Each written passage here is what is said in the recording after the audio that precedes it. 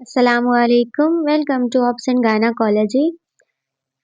Exams का season है और स्टूडेंट्स परेशान हैं कि कौन से टॉपिक्स याद करें, कौन से नहीं याद करें। तो इसीलिए जो वीडियोस हैं मेरी वो ज़्यादातर अभी एग्ज़ाम रिलेटेड टॉपिक्स पर हैं। 5 ईयर को सॉल्व कर रही हूँ।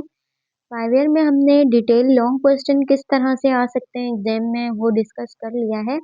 ये आपके पास एक क्वेश्चन आता है शॉर्ट नोट जिसमें आपको 10 टॉपिक्स दिए हुए होते हैं 10 टू 12 या तो उसमें से आपको 10 शॉर्ट नोट्स लिखने होते हैं या फिर आपको 8 दिए होते हैं उसमें से 5 करने होते हैं। तो ये डिपेंड करता है नंबर्स पर। तो ये आपके पास छोटे शॉर्ट नोट्स हैं जो आपको दिए जाते हैं, दिए गए होते हैं। इनको आपने एज़ अ शॉर्ट नोट याद करके रखना है, इनकी डेफिनेशंस याद करके रखनी है ताकि आपका एक क्वेश्चन इजीली क्लियर कवर हो जाए।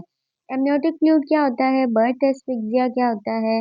डाइट ड्यूरिंग प्रेगनेंसी, प्रेगनेंसी में क्या डाइट लेनी चाहिए? एक्टोपिक प्रेगनेंसी क्या है? इमरजेंसी कॉन्ट्रासेप्टिव पिल जिसे ईसीपी कहते हैं। एपिजियोटमी क्या होता है? फीटल सर्कुलेशन क्या है? फीटल डिस्ट्रेस क्या है? मेनोपॉज क्या है? मेंस्ट्रुअल साइकिल क्या है? माइनर डिसऑर्डर्स ऑफ प्रेगनेंसी क्या होते हैं? ये सारी डेफिनेशंस हैं। इस पे आपने इनको शॉर्ट शॉर्ट डिटेल में नहीं शॉर्ट शॉर्ट देखना है। मोलार प्रेगनेंसी क्या है? ओरल कॉन्ट्रासेप्टिव पिल्स क्या होती हैं? पार्टोग्राफ क्या है?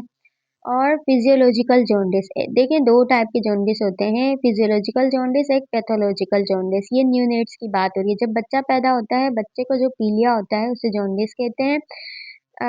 जो अगर बच्चे को पीलिया हुआ है वो डिलीवरी के 3 दिन बाद बच्चे बच्चे को जॉन्डिस हुआ है तो वो फिजियोलॉजिकल जॉन्डिस होता है, नॉर्मल होता है, खुद ब खुद रीसेट हो जाता है। लेकिन अगर डिलीवरी के साथ ही बच्चे को जॉन्डिस हुआ है तो वो पैथोलॉजिकल जॉन्डिस होता है। वो फिर एक सीवियर हीमोलिटिक डिजीज़ होती है न्यूबॉर्न की, उसमें फिर काफ़ी क्रिटिकल कंडीशन हो जाती है बच्चे की। तो ये फिजियोलॉजिकल जॉन्डिस क्या होता है वो बताएँगे आप, प्लासेंटा क्या होता है वो बताएँगे। पोस्ट मैच्योरिटी क्या होती है? जैसे बच्चा पोस्ट मैच्योर हो जाता है तो या तो आपके पास बेबी की पोस्ट मैच्योरिटी पूछी जाती है कि पोस्ट मैच्योर बेबी कैसा होता है या फिर आपसे प्लासेंटा की पोस्ट मैच्योरिटी पूछी जाती है। 40 वीक्स के बाद जो प्लासेंटा की सर्कुलेशन होती है वो जो है बच्चे की तरफ जो न्यूट्रिएंट्स आ रहे होते हैं वो स्टॉप हो जाते हैं।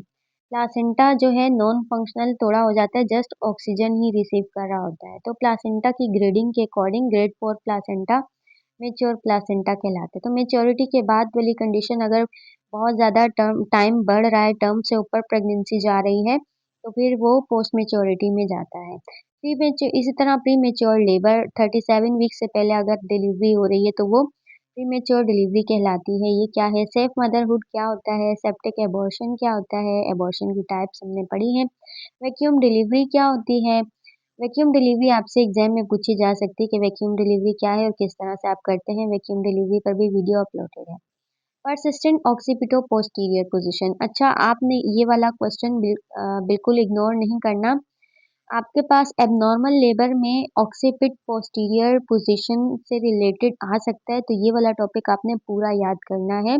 परसिस्टेंट का मतलब कि बार-बार प्रेगनेंसी में हर बार प्रेगनेंसी में जो बच्चे की पोजीशन होती है वो ऑक्सीपिट पोस्टीरियर हो जाती है। नॉर्मल जो पोजीशन होती है वर्टेक्स तो होती है लेकिन वर्टेक्स में ऑक्सीपिट एंटीरियर होता है। मतलब कि बच्चा जब डिलीवर होता है तो बच्चे की ऑक्सीपिटल बोन जो है वो प्यूबिक सिम्फिसिस की तरफ फेस कर रही होती है और बच्चे का फेस नीचे होता है। तो लेकिन ऑक्सीपिट पोस्टीरियर में क्या होता है जब बच्चा बाहर आता है तो बच्चे का फेस जो होता है वो सिम्फिसिस प्यूबिस की तरफ आ रहा होता है और जो ऑक्सीपिटल बोन है वो नीचे की तरफ होती है। तो ये आपके पास ये वाला बहुत इंपॉर्टेंट है, बार-बार रिपीट भी हुआ हुआ है, इसको आपने इग्नोर नहीं करना। प्री एक्लेम्पशिया और एक्लेम्पशिया भी आपने बिल्कुल याद करना है, इग्नोर नहीं करना। एनेस्थीसिया इन ऑब्स्टेट्रिक केसेस। ऑब्स्टेट्रिक केसेस मतलब डिलीवरी के दौरान जो एनेस्थीसिया दिया जाता है उसके बारे में पूछा जा रहा है। जैसे कि हम प्यूडेंटल ब्लॉक हमने पढ़ा था फॉरसेप्स डिलीवरी में कि प्यूडेंटल ब्लॉक देते हैं जिसमें प्यूडेंटल नर्व को एनेस्थीसिया देके ब्लॉक किया जाता है और एक होता है एपिड्यूरल एनेस्थीसिया जो स्पाइन्स में सुपरफिशियल दिया जाता है पेनलेस डिलीवरी करवाने के लिए।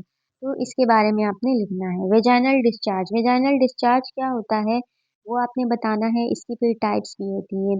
ग्रीनिश डिस्चार्ज आ रहा है, कर्डी है या वाइट है, तो वो फिर बैक्टीरियल और फंगल को डिफरेंशिएट करता है। अगर कर्डी वाइट डिस्चार्ज है तो वो फंगल इन्फेक्शन की वजह से है। अगर फिशी स्मेल, व्हाइट डिस्चार्ज जा रहा है या ग्रीनिश जा रहा है तो बैक्टीरियल इन्वेजन है।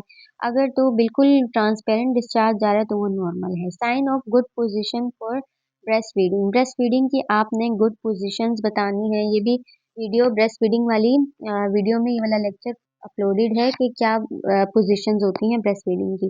ट्यूबल प्रेगनेंसी, एक्टोपिक प्रेगनेंसी की बात की जा रही है। ट्यूबल प्रेगनेंसी क्या होती है? थ्रोम्बोफ्लेबाइटिस क्या होता है? वेन्स में इन्फ्लामेशन का और क्लॉट फॉर्मेशन को हो जाना थ्रोम्बोफ्लेबाइटिस कहलाता है।